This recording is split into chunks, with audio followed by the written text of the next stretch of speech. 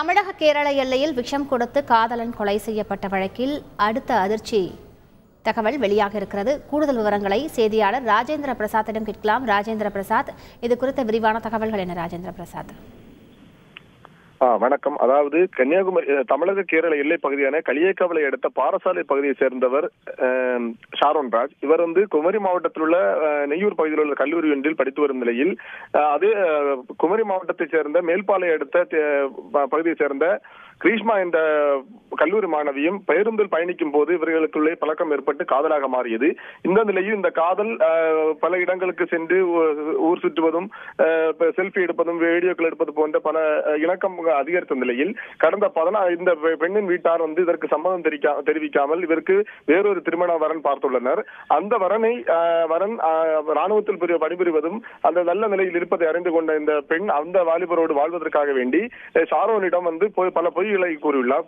பொய்களின் அடிப்படையில் தனக்கு முதல் திருமணம் நிலைக்காது என்றும் இரண்டாவது திருமணம் நிலைக்கும் என்று கூறியதை தொடர்ந்து அதனை பொய் என்று நிரூபிப்பதற்காக வேண்டி ஷாரோன் கிரீஷ்மாவின் கழுத்தில் தாலியை கட்டி குடும்பம் நடத்துவது போல் வாழ்ந்துள்ளார். இந்த நிலையில் இருவரும் தனித்தனி வீடுகளில் வசித்து வந்த நிலையில் மீண்டும் ஷாரோனை அந்த இணக்கத்தை தொடர்பை துண்டிப்பதற்காக வேண்டி அவள் நாடகம் ஆடியிருக்கிறார். ஆனால் அதற்கு ஷாரோன் ஒத்துக்கொள்ளாத நிலையில் ஷாரோனிடம் இருந்த புகைப்படங்கள் மற்றும் தான் இணைந்திருக்கக்கூடிய வீடியோக்கள் புதிதாக திருமணம் செய்யக்கூடிய அவருக்கு தெரிய வந்தால் தன்னுடைய திருமண வாழ்க்கை கேள்விக்குறியாகிவிடும் என்ற அச்சத்தில் ஷாரோனை தீர்த்து கட்டுவதற்காக வேண்டி எண்ணியுள்ளார். அப்போது அதற்காக வேண்டி கடந்த 14ஆம் தேதி ஷாரோனை வீட்டிற்கு அழைத்த கிரீஷ்மா வீட்டில் யாரும் இல்லை, தான் வர வேண்டும், கதைகள் பேச வேண்டும் என்று கூறியுள்ளார். இதனை நம்பி ஷாரோன் வீட்டிற்கு சென்ற போது அங்கு தனது நண்பர் ஒருவருடன் சென்றுள்ளார். நண்பரை வெளியே நிறுத்திவிட்டு வீட்டிற்கு சென்ற நிலையில்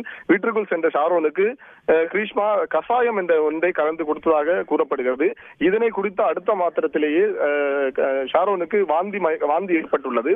இதனை அடுத்து ஷாரோன் தனது வீட்டிற்கு தனது நண்பருடன் வந்த நிலையில் உடல்நிலை பாதிக்கப்பட்டு பாரசாலை பகுதியில் உள்ள ஒரு அரசு மருத்துவமனைக்கு கொண்டு சென்று அங்கிருந்து உயர் சிகிச்சைக்காக திருவனந்தபுரம் அரசு மருத்துவக் கல்லூரியில் அனுமதிக்கப்பட்டிருந்தார். அங்கு சிகிச்சை பலனளிக்காமல் கடந்த 25ஆம் தேதி உயிரிழந்தார். இதனை அடுத்து ஷாரோனின் பெற்றோர் இந்த ஷாரோன் மரணத்திற்கு காரணம் இந்த காதலி தான், அவருடைய குடும்பத்தினர் தான் என்று தொடர் கோரிக்கையும் வைத்த நிலையில் பாரசாலை போலீசார் அதனை செவிமடுக்காமல் அந்த பெண்ணின் குடும்பத்திற்கு ஆதரவாக செயல்பட்டதாக கூறி வந்தனர்.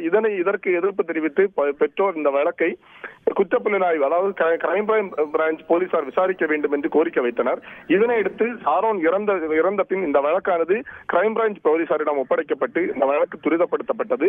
இதனை அடுத்து ஷாரோன் கொலை வழக்கில் குற்றம் சாட்டப்பட்டவர்களான கிரீஷ்மா, அவரது தந்தை சிந்து, தாய்மாமன் நிர்மல்குமார் மற்றும் தாய்மாமன் நிர்மல்குமார், தந்தை மற்றும் உறவினர் பெண் ஒருவர் என 5 பேரை விசாரணை வளையத்திற்குள் கொண்டு வந்திருந்தனர். சுமார் 8 மணி நேரம் நடந்த விசாரணையின் போது கிரீஷ்மா தான் இந்த கொலையை செய்தது ஒத்துக்கொண்டார். அதன் பின்னர் காரணம் இந்த திருமண வாழ்க்கை தனது காதலனுடன் இருக்கும் புகைப்படங்கள் காதலுக்கு திருமண வாழ்க்கையின் போது தெரிந்து கொண்டால் தனது வாழ்க்கை கேள்விக்குறியாகிடும் என்ற அச்சத்தில் தான் இதை செய்ததாக ஒத்துக்கொண்டார். இதில் வேறு யாருக்கும் தொடர்பு இல்லை என்றும் கூறிய நிலையில் தொடர்ந்து நெடுமங்காடு காவல் நிலையத்தில் வைத்து விசாரணை நடத்திய போது கிரீஷ்மா விஷம் அருந்தி, அதாவது கழிவறையில் சென்று அங்கு வைக்கப்பட்டிருந்த லைசால் என்ற கிருமி நாசினியை குடித்து தற்கொலை நாடகம் ஆடினார். இதனையடுத்து அவர் திருவனந்தபுரம் அரசு மருத்துவமனையில் அனுமதிக்கப்பட்டிருந்த நிலையில் இந்த சாட்சியங்களை அளித்ததாக ஒத்துக்கொண்ட தாயார் சிந்து மற்றும் நிர்மல்குமார் தாய்மாமன் ஆகியோர் ஒத்துக்கொண்டதை அடுத்து அவர்களும் குற்றவாளிகளாக கருதப்பட்டனர். இதற்கிடையே போலீசார் கிரீஷ்மாவின் தொலைபேசியை ஆய்வு செய்ய துவங்கினர். அந்த ஆய்வின் போது பல திடுக்கிடும் தகவல்கள் வெளியாகின. அதாவது கிரீஷ்மா ஷாரோனை கொல்வதற்கு எவ்வாறெல்லாம் தயார்படுத்திக் கொண்டார் என்பதை தனது கூகுள், அதாவது போனில் தனது கூகுள் பக்கத்தில்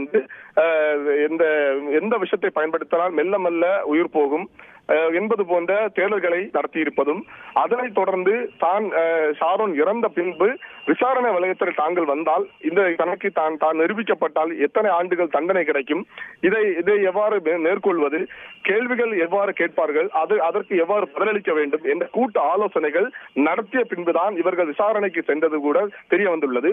இந்த பல திடுக்கிடும் தகவல்கள் கேரள மாநிலத்தில் பல அதிர்வலைகளை ஏற்படுத்தி இருக்கிறது.